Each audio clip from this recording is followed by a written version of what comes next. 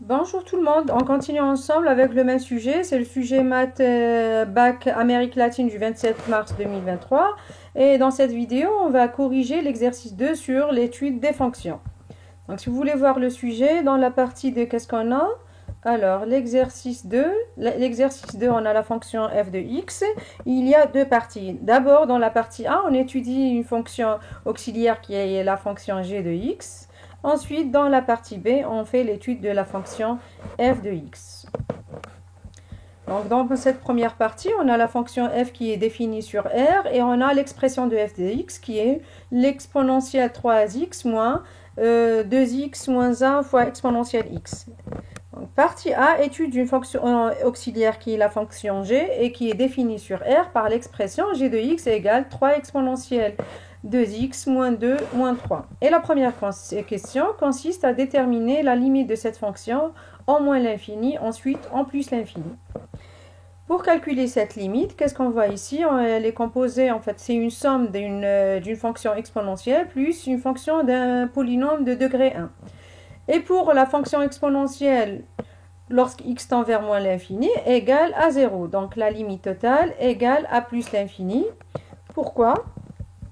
Parce qu'on a dit, on a la limite exponentielle x lorsque x tend vers moins l'infini égale à 0. Si vous voulez chercher l'exponentielle 2x, on fait un petit changement de variable et on pose grand X égale à 2x et ça nous donne toujours la même limite.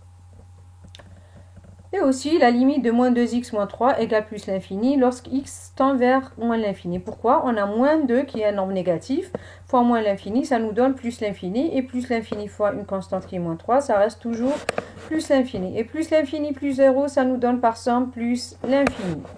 Et pour la limite de la même fonction lorsque x tend vers plus l'infini, cette fonction, si on applique, on remplace directement par plus l'infini, on trouve, alors la première partie exponentielle plus l'infini, ça nous donne plus l'infini. Et la deuxième partie du polynôme, ça nous donne moins l'infini. Moins 2 qui est négatif fois plus l'infini, ça nous donne moins l'infini. Et plus l'infini plus moins l'infini, c'est une forme indéterminée. Pour éliminer cette forme indéterminée, qu'est-ce qu'on peut, là on est autour de plus l'infini, on a exponentielle, donc ça nous fait penser à cette limite usuelle qui est égale à plus l'infini. Donc la limite de exponentielle x sur x puissance n qui est un entier naturel égale à plus l'infini lorsque x tend vers plus l'infini. Donc ça nous fait penser à quoi? Donc qu'est-ce qu'on peut faire ici? On peut, là on a exponentielle de x, on peut par exemple factoriser le 2x, factoriser 2x ici, qu'est-ce qu'il nous reste? Il nous reste 3 fois exponentielle 2x sur 2x, puisqu'on n'avait pas initialement 2x. Et là, on a déjà 2x, on l'a factorisé, il nous reste 1. Et pour moins 3, il nous reste moins 3 sur 2x. Voilà, on est toujours autour de plus l'infini, donc il est différent de 0. On peut le factoriser. Donc cette limite, on a dit, c'est une limite qui est usuelle et qui tend vers plus l'infini. Donc on a exponentielle 2x sur 2x tend vers plus l'infini, fois 3 ça reste plus l'infini, et cette valeur tend vers 0, donc ce qu'il y a entre parenthèses tend vers plus l'infini, et 2x tend vers plus l'infini, donc g de x tend vers plus l'infini. On passe maintenant à la question B. Dans la question 2 plutôt, dans la question 2, il y a la question A, B et C. On commence par la première. Ils ont dit, on a la fonction g de x qu'on l'a vu précédemment et on admet que la fonction g est dérivable sur R. Et on note g', sa fonction dérivée, démontrer que pour tout nombre réel x, on a g' de x égale c 6 fois exponentielle 2x moins 2. Donc là, ils l'ont dit dans l'énoncé, la fonction est dérivable sur R, donc on peut directement commencer le calcul de g de x. Si on n'avait pas ça dans l'énoncé, avant de calculer la dérivée, il faut montrer que la fonction est dérivable. Là, en fait, c'est clair que la fonction est dérivable sur R. Pourquoi? Parce que c'est une somme d'un polynôme de degré 1 qui est dérivable sur R, et on a aussi exponentielle x qui est dérivable sur R, donc exponentielle 2x, pareil, dérivable sur R. Puisqu'elle est dérivable sur R, on peut commencer à calculer sa dérivée. Et on voit par exemple ici, on a le premier terme, donc le premier élément de cette fonction, on a 3 fois exponentielle 2x, et on sait que la dérivée d'une constante fois une fonction égale cette constante fois la dérivée de notre fonction. Donc, pour cette première partie, comment on peut la dériver? Et on sait aussi dériver exponentielle une fonction. La dérivée d'exponentielle une fonction u égale la dérivée de ce qu'on a dans l'exposant fois exponentielle u. Et du coup, on a g' de x égale le 3 qu'on l'a fait sortir, puisque c'est une constante, fois la dérivée de ce qu'il y a dans l'exposant, donc c'est 2, fois exponentielle, la même valeur. Et on sait que la dérivée de moins 2x, c'est moins 2 fois 1, puisque la dérivée de x est 1. Et la dérivée de moins 3, c'est 0. Ainsi, on obtient g' de x égale 6 fois exponentielle de x moins 2. Donc, on a répondu à la question 1. Ensuite, on passe à la question B. Dans la question B, qu'est-ce qu'il demande de faire? Étudier le signe de la fonction dérivée g' sur r. Donc, on doit étudier le signe de g' de x et on a vu que g' de x égale 6 exponentielle de x moins 3. Donc, pour étudier le signe de g' de x, ça veut dire quoi? Il faut chercher les valeurs de x pour lesquelles g' de x est positif, ensuite pour lesquelles g' de x est négatif, ensuite pour les valeurs qui annulent g' de x. Donc, on suppose pour un réel x, on suppose que g' de x supérieur à 0 et on cherche quelles sont les valeurs de x pour lesquelles on a g' de x supérieur à 0. Donc là, n'oubliez pas, notre but est de chercher x. Donc pour chercher x, on commence par éliminer le moins 2. Donc on rajoute plus 2 des deux côtés de l'inéquation et on obtient 6 exponentielle de 2x supérieur à 2. On divise les deux côtés par 6 et on obtient exponentielle de x supérieur à 2 sur 6. Et là, n'oubliez pas, notre but c'est de trouver la valeur de x. Donc, on doit éliminer l'exponentielle. Pour éliminer l'exponentielle, je vous rappelle que on a ln exponentielle x égale exponentielle ln x égale à x. Bon, là, la deuxième, on peut l'utiliser seulement lorsque x est strictement supérieur à 0. Et là, le résultat de exponentielle de x est une valeur positive.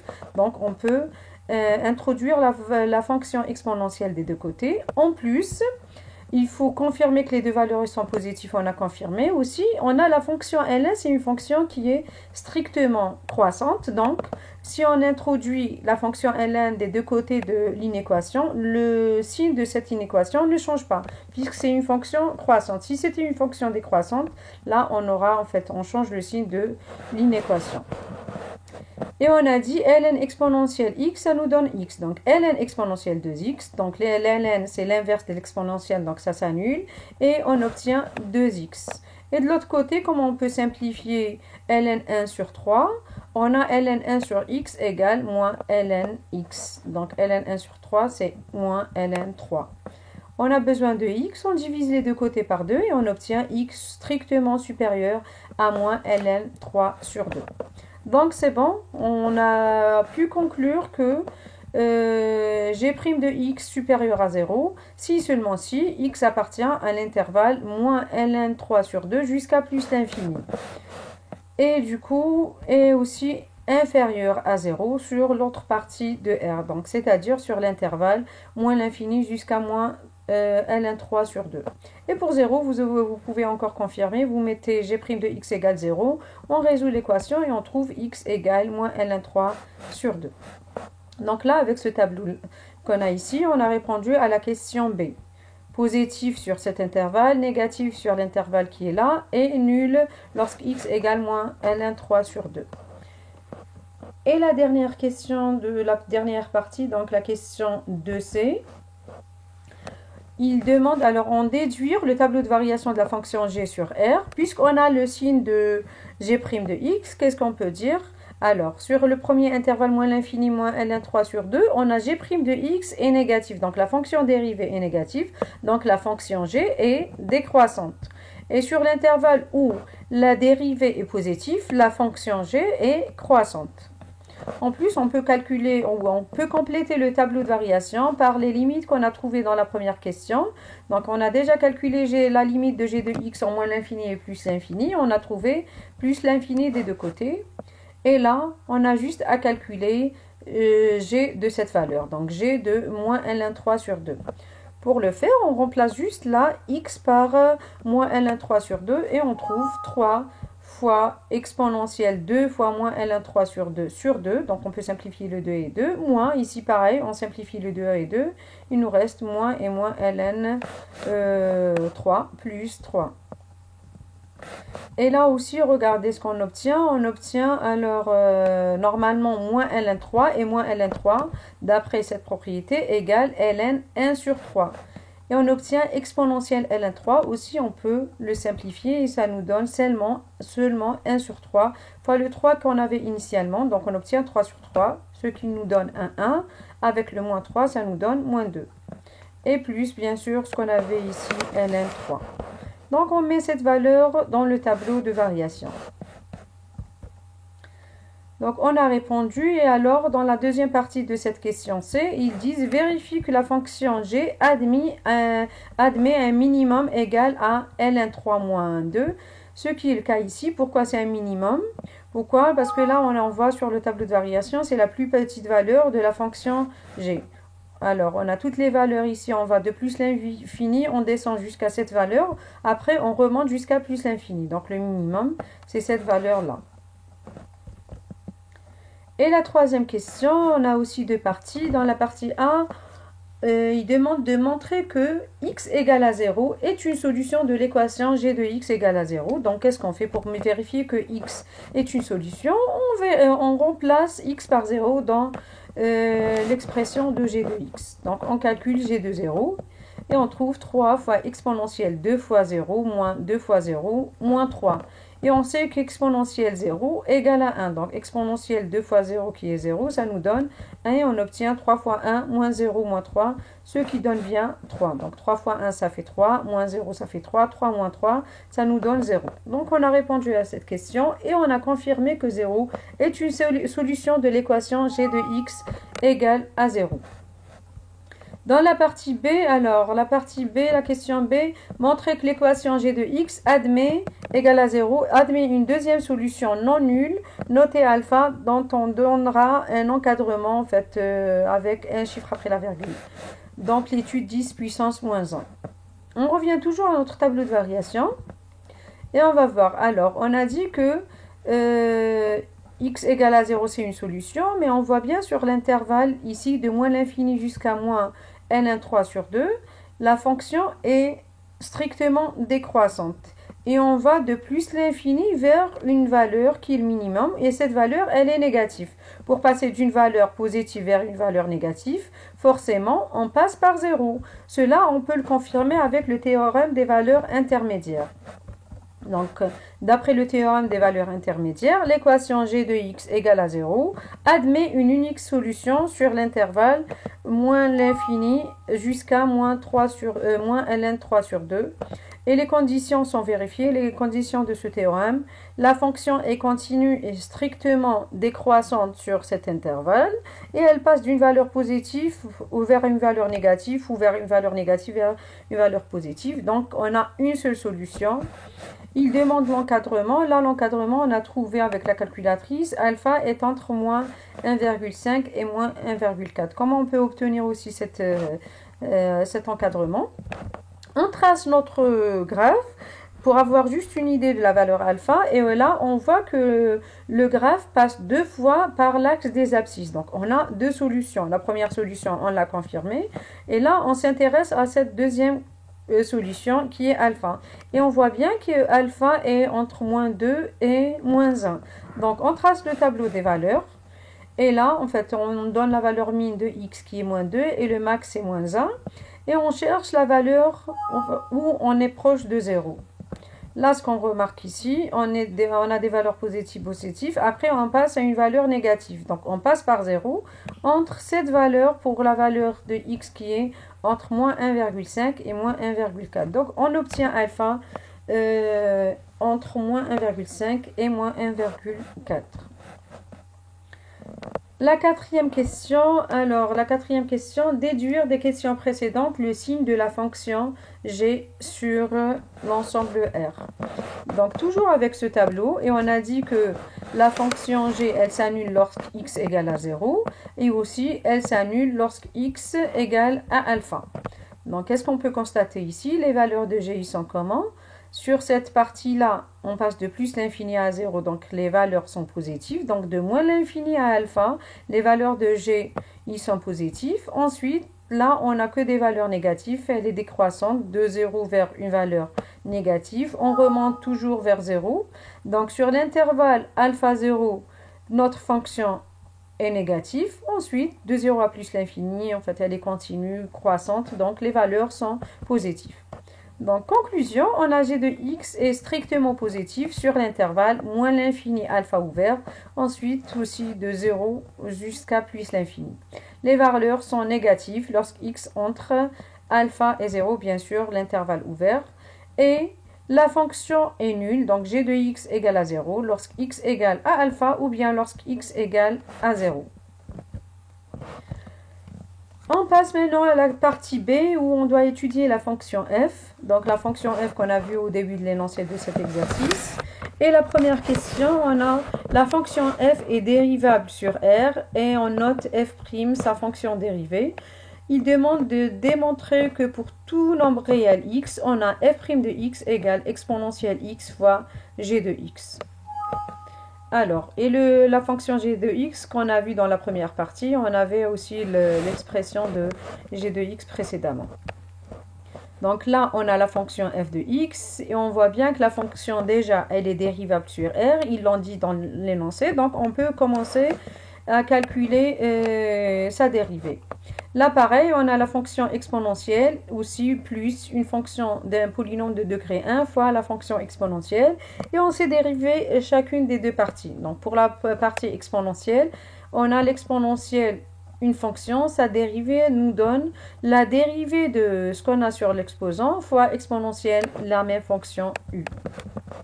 Et pour la deuxième partie, on remarque qu'il y a un produit d'une fonction fois une fonction. Et on sait que la dérivée d'un produit, ça nous donne la dérivée de la première fonction u, donc u' fois v plus v' fois u. En appliquant les deux égalités, qu'est-ce qu'on obtient? F' de x égale directement 3 fois exponentielle 3x moins ce qu'on a ici. Donc la dérivée de cette fonction, ça nous donne 2 fois la deuxième fonction exponentielle x plus la dérivée d'exponentielle x qui est exponentielle x fois la première fonction qui est 2x plus 1. En simplifiant ça, on obtient, on enlève les parenthèses, on multiplie on fait la distribution de ce moins. Et on simplifie, là, qu'est-ce qu'on remarque ici? On a chaque élément contient un exponentiel de x.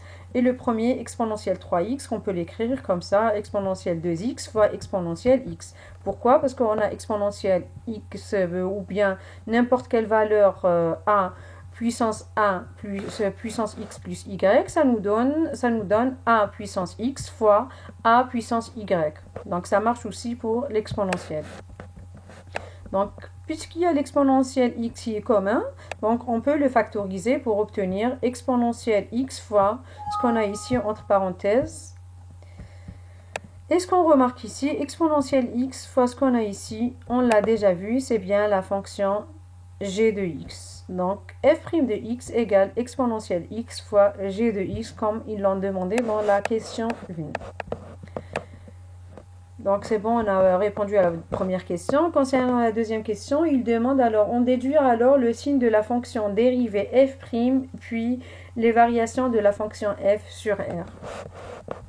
Et on a dit que f' de x égale exponentielle x fois g de x. Et on sait que la fonction exponentielle, quel que soit x, est toujours strictement supérieur à 0. Donc le signe de f' de x est de même signe que l'expression de g de x. Et l'expression de g de x, on a vu, on a même étudié son signe en utilisant le tableau de variation. Et on a dit c'est une fonction qui est strictement positive sur l'intervalle moins l'infini alpha, union 0 plus l'infini, négatif entre alpha et 0, égal à 0 lorsque x égale à alpha ou bien x égale à 0. Donc le signe de f' de x, pareil, négatif sur les mêmes intervalles, et positif sur le même intervalle et aussi nul pour les mêmes valeurs de x. Il nous reste la dernière question où il demande de montrer alors pourquoi la fonction f n'est-elle pas convexe sur R et R est expliqué. Regardez ici, précédemment, on a étudié le signe de f' de x et on a vu la fonction dérivée n'est pas tout le temps croissante ou décroissante. Donc, ça veut dire quoi? Puisque f' n'est pas croissante sur tout l'ensemble R, donc la fonction f ne peut pas être convexe sur l'ensemble R. Et on se verra dans une prochaine vidéo pour résoudre l'exercice 3 de ce sujet. Et merci.